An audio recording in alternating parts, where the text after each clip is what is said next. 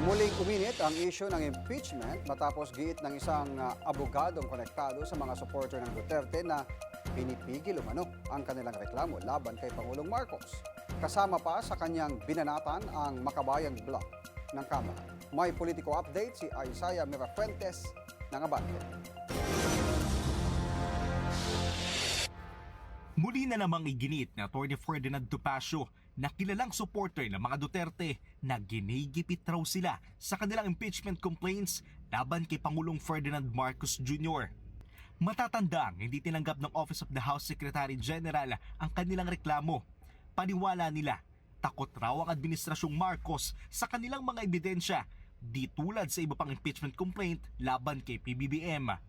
Actually, halos pareho. Oo.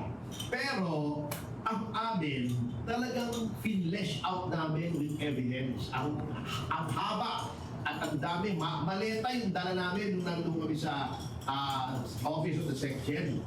And we know sa sarili namin na hindi ito umurong. Hindi kami umurong, hindi kami makikipag-compromise.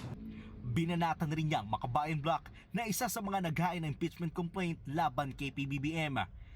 Dahil ito sa isang larawan na makikita si House Speaker Faustino Bogie D at ilang miyembro ng Makabayan Bloc kabilang sina Kabataan Party List Representative Rene Co at Franz Castro na nag-lunch pa raw sa isang restaurant. At nangyari raw ito matapos maghain ng impeachment complaints ang grupong Makabayan. Ngayong 2026, dalawang matataas na lider ng bansa ang posibleng humarap sa impeachment complaint. Maliban kasi sa Pangulo, posibleng may mga grupo ring maghain ng impeachment complaint laban kay VP Sara. Ang tanong, meron ba o sino kaya ang mapatatalsik sa pwesto? Isaiah Mirafuentes, Abante.